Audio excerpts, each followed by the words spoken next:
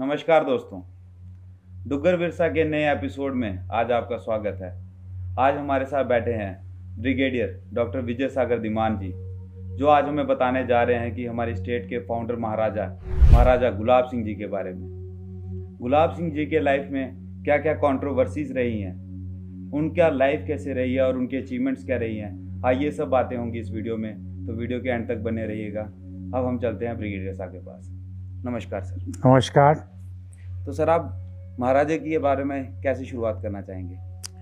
देखिए, महाराजा गुलाब सिंह तो बेसिकली जम्मू के रहने वाले थे और इनकी मदर आई थी बसौली के पास, एक गांव है वहाँ से, और उन्होंने शादी की थी, एक गांव है रामगढ़। तो ये उनका पैतृक निवास था, परंतु ये शुरू से ही एक बहुत अच्छे योद्धा थे, एक आम आदमी थे, मतलब थोड़े राजे रजवाड़ों की तरह, थोड़े नवाबी शौक थे, कुछ जागीरदार कह सकते हैं, परंतु ये नहीं कि राजा के घर में नहीं पैदा हुए थे। तो ये थोड़े से लड़ने में भी माहिर थे। और अगर आपको पता हो, उन दिनों ये जो इलाका हमारा जम्मू का है, ये बेसिकली पंजाब के आसपास का इलाका माना जाता था। और जब महाराजा रणजीत सिंह आए हैं सीन के ऊपर, तो उन्होंने पंजाब की 22 मिसलों को इकट्ठा करके एक सिख एम्पायर की रचना करी। तो उस समय ये जो इलाका था, ये पेरिफेरी में आता था, आपके चंबा, नूरपुर, जम्मू, बसौली, ये सारे इलाके उस तरफ थे। तो उन्होंने कोशिश की कि इसको भी जीतने की कोशिश की। तो एक लड़ाई कहते हैं बैटल ऑफ गुमट। अगर आपको याद हो, जम्मू में एक जगह है गुमट। तो मजाक में कई बार पूछते हैं लोग कि पहाड़ी जो हिमालयाज़ हैं, उनकी आउटर रेंज शिवालिक है, वो कहाँ से शुरू होती है? तो हम कहते हैं गुमट से शुरू होती है, क्योंकि वो पहली विजिबल स्पर है जो ऊपर चढ़ना शुरू होता है। तो ये बैटल ऑफ गुमट जो थी सिख एम्पायर की फ़ौज के अंदर और जो लोकल जम्मू की फ़ौज थी, उनके बीच में। हालांकि सिख एम्पायर ने जीत लिया जम्मू को, परंतु उस जीत के अंदर भी जो उनके सेनापति थे, उन्होंने देखा कि एक लड़का है, यंग बॉय, जो बहुत ही ज़बरदस्त योद्धा है, और उन्होंने काफ़ी कहते हैं वो 6-6 फुट ऊंचा जंप करके तलवार के साथ लोगों के सिर काटे, परंतु अल्टीमेट हार हुई क्योंकि वो ज़्यादा शक्तिशाली थे। परंतु ये गुलाब सिंह जी उस वक्त उनकी नज़र में आ गए। तो वो सेनापति उनको लेकर के चले गए महाराजा रणजीत सिंह के दरबार में लाहौर में, और उनको बोला, महाराज ये आदमी इस किस्म की लड़ाई लड़ा है, हालांकि इनको हमने हरा दिया है। और उन्होंने उसको अपने दरबार में अपने साथ रख लिया। और महाराजा रणजीत सिंह के बारे में अगर आपको पता हो, तो वो बहुत ही निपुण और एक बहुत ही दूरदर्शी महाराजा थे, जो काफ़ी इंटेलिजेंट भी थे। तो उन्होंने, उनकी नज़र ने महाराजा गुलाब सिंह को इमीडिएटली पहचान लिया और उनको अपने साथ रख लिया। और करते करते एक दिन आया, वो महाराजा के मेन सेनापति बन गए सिख एम्पायर के। तो एक दिन 1822 में महाराजा रणजीत सिंह ने खुश होकर, यहाँ जम्मू के पास एक जगह है अखनूर, वहाँ एक जियापोटा जगह है, वहाँ पे महाराजा गुलाब सिंह का तिलक कर दिया, यानी कि उनका राज्य अभिषेक कर दिया। हालांकि उनको इंडिपेंडेंट रूलर नहीं बनाया, पर वो एक वेसल स्टेट थी जो पंजाब की थी। तो उस तरह से महाराजा गुलाब सिंह की जो एम्पायर थी, यानी कि रियासत थी जम्मू कश्मीर, जिसको हम बोलते हैं जम्मू, वो आपके उस हमारे वजूद में आ गए। और उसके बाद फिर एक बड़ी लंबी कहानी है, अगले एपिसोड में आपको बताएंगे कि जनरल जोरावर जो थे, वो महाराजा गुलाब सिंह को कैसे मिले। तो उसके बाद जनरल जोरावर सिंह जब महाराजा गुलाब सिंह के संपर्क में आए, तो वो भी एक पूरी कहानी के तहत महाराजा के चीफ यानी कि ऑफ द आर्मी स्टाफ, यानी कि सेनापति बन गए। और उनको एक समय आया जब उनको किश्तवाड़ की वजारत जनरल जोरावर को दे दी गई। तो तब जनरल जोरावर ने आके महाराजा गुलाब सिंह को बोला कि हम तिब्बत फ़तह कर सकते हैं, लद्दाख फ़तह कर सकते हैं, तिब्बत में जाएंगे। और लद्दाख के एक रिम्पो, शायद मैं प्रोनाउंसिएशन ठीक नहीं है, राजा होते थे, उनका राज नेपाल के ऑलमोस्ट मध्य तक था। जो टेरिटरी वहाँ पे है, मानसरोवर के आगे जाके मध्य तक था। उन्होंने बोला ये टेरिटरी अगर हमारी हो सकती है। और खैर उन्होंने वो टेरिटरी जीती और उन्होंने जम्मू के साथ में मिला दिया। और यहाँ पे कुछ कंट्रोवर्सीज़ हैं, लोग बोलते हैं जी महाराजा जो गुलाब सिंह थे, उनके जो जनरल थे जनरल जोरावर, वो महाराजा के नहीं, वो सिख एम्पायर के जनरल थे। जनरल जोरावर 100% डोगरा थे। ओरिजिन उनका हिमाचल, जो प्रेजेंट डे हिमाचल में था, हमीरपुर के पास एक गांव है और कलूरिया करके, वहाँ से था। उसके बाद वो महाराजा गुलाब सिंह की फ़ौज में थे और महाराजा गुलाब सिंह की फ़ौज में ही आकर के उन्होंने जो अपना एक साइचेन, जो आज का तिब्बत या लद्दाख और उसी तरह से गिलगित बाल्टिस्तान, वो सारा जीत के कर लिया। और ये सारी कहानी चली 1842 तक। 1842 में अनफॉर्चुनेटली क्या हुआ कि बैटल ऑफ टोयो थी। टोयो यानी कि ये साइचेन के आसपास एक जगह है, टकला मैदान, एक वहाँ पर डेजर्ट है, उसके आसपास है। वहाँ अनफॉर्चुनेटली इनकी वहाँ पे हार हो गई और इनकी मौत हो गई। तो उस वक़्त महाराजा गुलाब सिंह को पता चल चुका था कि हमारी जो रियासत है जम्मू कश्मीर, जम्मू हमारे पास है और पूरा का पूरा लद्दाख, तिब्बत और गिलगित बाल्टिस्तान, चित्राल तक का इलाका जो है वो हमारे में है।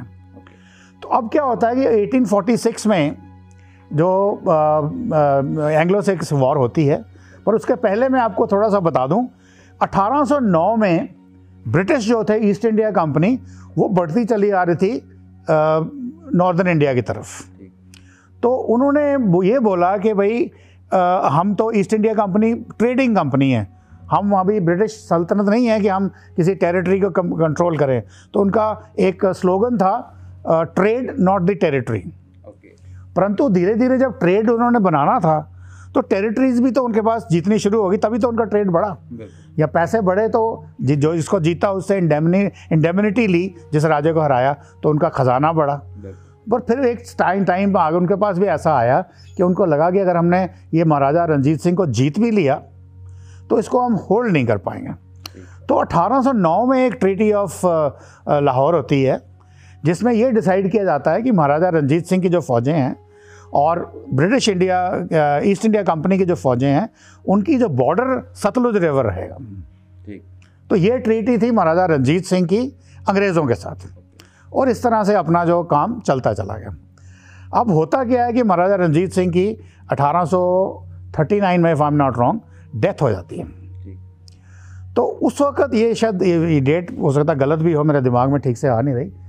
तो उसके बाद वो जो 22 मिसलें थी इकट्ठी की हुई, उनके सारे अपने अपने जागीरदार थे या जो भी उनके वेसल स्टेट्स में राजे थे, तो उन्होंने विद्रोह करना शुरू कर दिया, क्योंकि लाहौर दरबार में जो एक एकाकरण था वो ऑलमोस्ट ख़त्म हो गया।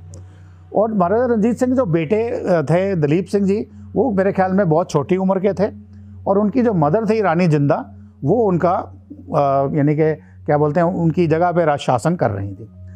परंतु लाहौर दरबार में इस वक्त इतनी सारी वो कुरीतियाँ आ गई, यानी कि महाराजा गुलाब सिंह के 2 भाई थे, ध्यानचंद और एक और थे, और उनके बेटे हीरा सिंह, इन सबको कत्ल कर दिया गया एक साजिश के तहत। और लाहौर दरबार में जो व्यवस्था थी वो बिल्कुल चरमरा गई, मतलब कि यानी कि टोटल गड़बड़ हो गया। और उस वक़्त क्या हुआ कि लाहौर दरबार के पास पैसे नहीं थे अपनी आर्मी को अपना सैलरी देने के लिए, मेंटेनेंस के लिए। तो बोला यहाँ से अभी लड़ाई शुरू होती है कि महाराजा गुलाब सिंह ने सिख दरबार को या महाराजा रणजीत सिंह के दरबार में उनको धोखा दिया, जो गलत बात, अभी मैं बताऊंगा क्या हुआ। तो महाराजा गुलाब सिंह ने बोला कि मैं अपना शेयर देने को तैयार हूँ, बल्कि मैं अपना शेयर क्या, मैं पूरी की पूरी आर्मी को मेंटेन करता हूँ, पर बाकियों का जो शेयर है वो मेरे पास आना चाहिए। तो इसमें थोड़ी सी तनातनी होगी। फिर जैसे मैंने बताया, वहाँ पे जो साजिशें चली, कॉन्स्पिरेसीज हुई, दोनों भाइयों को कत्ल कर दिया गया, भतीजे का कत्ल करने दिया गया। अब ऐसी स्थिति में आप महाराजा से क्या एक्सपेक्ट करते हो? तो अभी इसी वक्त क्या हो गया कि महाराजा की जो फौज थी, उनके जो एडवाइज़र थे, उन्होंने बोला हम अंग्रेज़ों पे आक्रमण करेंगे, जो कि सतलुज से साउथ में थे। और ये फिरोज़पुर में इन्होंने एक कर दी चढ़ाई।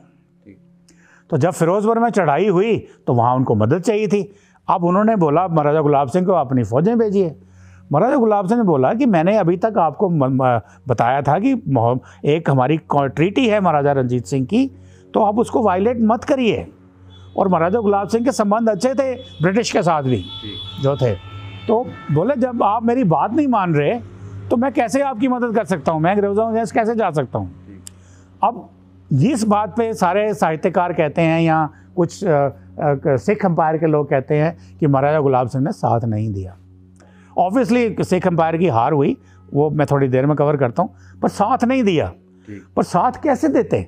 जब मैंने बोला, उन्होंने बोला कि पेंशन सैलरीज देनी है, महाराजा गुलाब सिंह रेडी थे कि मैं पूरी सैलरीज दूंगा, पर बाकी 22 मिसलों के लोग भी अपना शेयर देंगे, जो नहीं हुआ, क्योंकि लाहौर दरबार में उस वक्त इतनी कुव्वत नहीं बची थी कि उनसे वो फोर्स कर सकें। फिर इनके भाइयों को मार दिया। अब दरबार की हालत में आपको ये बताता हूँ कि उस दरबार में महाराजा रंजीत सिंह एक फाइनेंस मिनिस्टर होते थे, उनका नाम था फ़खरुद्दीन अहमद, सॉरी यार। तो ये फ़खरुद्दीन अहमद जो थे, अब इनका बेटा था, ये खुद फाइनेंस मिनिस्टर थे, माइंड यू। अब बेटे की नौकरी लगानी है दरबार के अंदर, तो उन्होंने बोला रानी जिंदा को, क्योंकि डिफैक्टो रूलर तो वहीं थी, कि आप मेरे बेटे की नौकरी लगाइए। तो रानी जिंदा क्या बोलती हैं, उनका एक भाई था वहाँ पे ज्वाला सिंह, बोलते हैं उसको बोलिए आप। इसका मतलब जो कंट्रोल था दरबार का वो भी रानी के पास नहीं था, और ये फाइनेंस मिनिस्टर होकर के अपने बेटे की नौकरी नहीं लगवा पा रहे हैं। तो वो महाराजा रंजीत सिंह के जो साले थे उनके पास गए, वो बोलते हैं ये काम मंगला करेगी।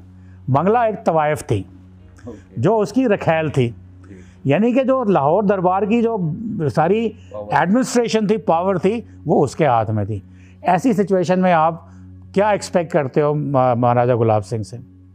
एनीवे, लड़ाई हुई उस एंग्लो सिख वॉर में। ऑब्वियसली सिख आर्मी ने हारना था, तो अंग्रेज़ों की जीत हुई।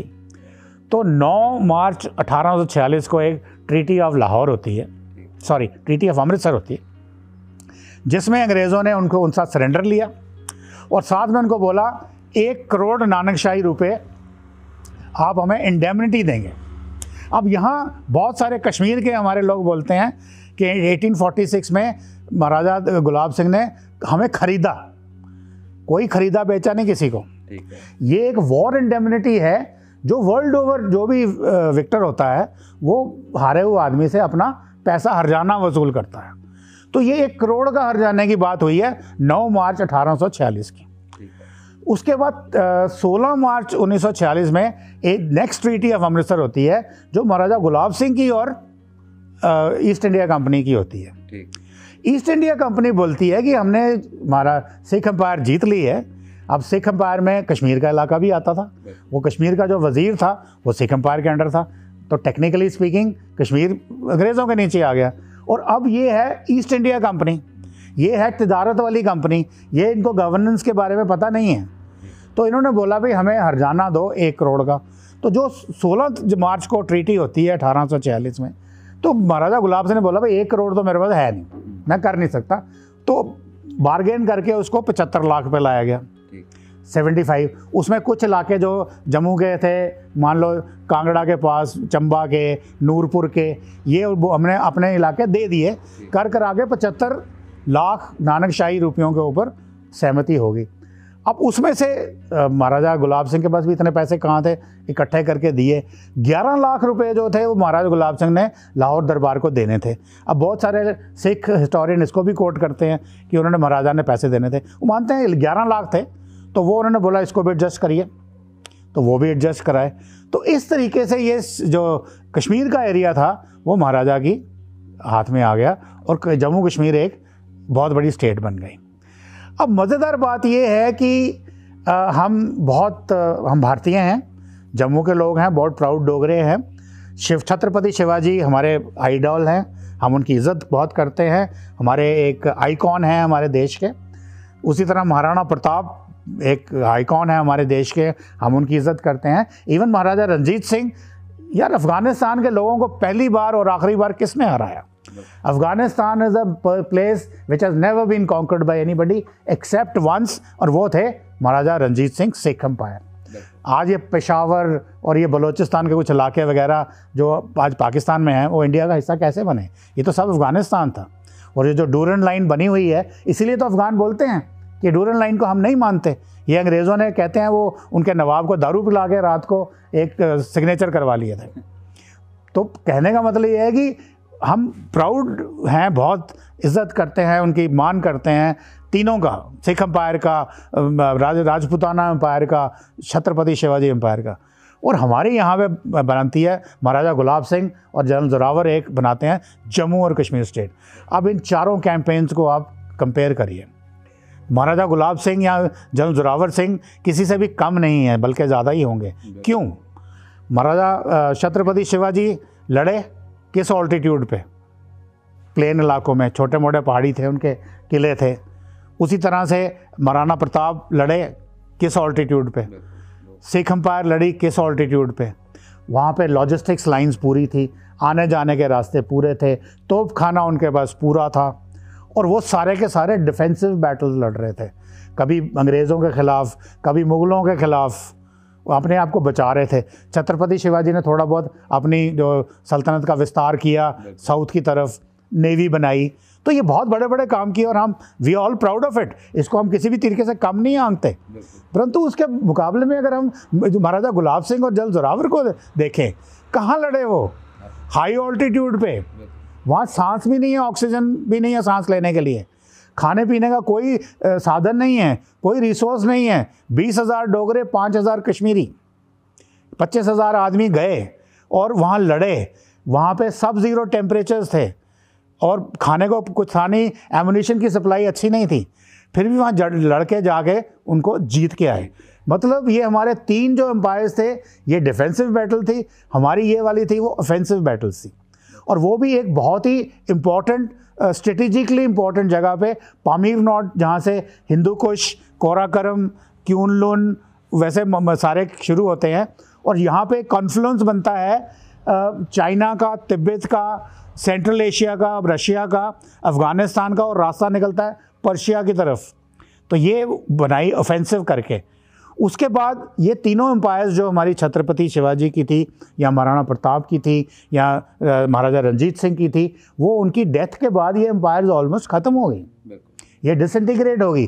पर ये वाली एम्पायर 101 साल तक चली। और वो 101 साल के बाद वो क्यों टूटी? क्योंकि भारत आज़ाद हो गया था। शायद वो अब अभी भी चलती। तो इस तरीके से जो हम महाराजा गुलाब सिंह का जो दूरदर्शिता थी, या उनका डिप्लोमेटिक विजन था, या उनका जो वर्ल्ड का ओपिनियन था, या उनकी डिप्लोमेसी थी, चाहे वो ब्रिटिश के साथ थी, चाहे वो दूसरों के साथ थी, और जनरल जोरावर की जो शूरवीरता, वैलर जो डोगरा ने दिखाया, ये एक आइकॉनिक चीज़ थी। इसलिए इनके व्यक्तित्व जो हैं ये बहुत ही इम्पोर्टेंट हो जाते हैं। और सबसे बड़ी बात, महाराजा गुलाब सिंह ने जीते जी अपना राज जो है अपने बेटे महाराजा रणवीर सिंह को दे दिया। वो हमने अभी तक कहीं देखा नहीं है भारत के इतिहास में। तो इससे बड़ा व्यक्तित्व आप क्या सोचते हैं, क्या हो सकता है?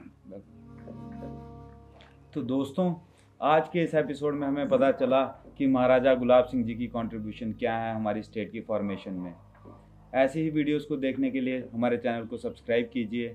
हम मिलेंगे आपको एक और वीडियो में, जिसमें हम आपको बताएंगे कि उनके जनरल जोरावर सिंह जी की कंट्रीब्यूशंस क्या थी। तो मिलते हैं अगले एपिसोड में। धन्यवाद। Thank you so much.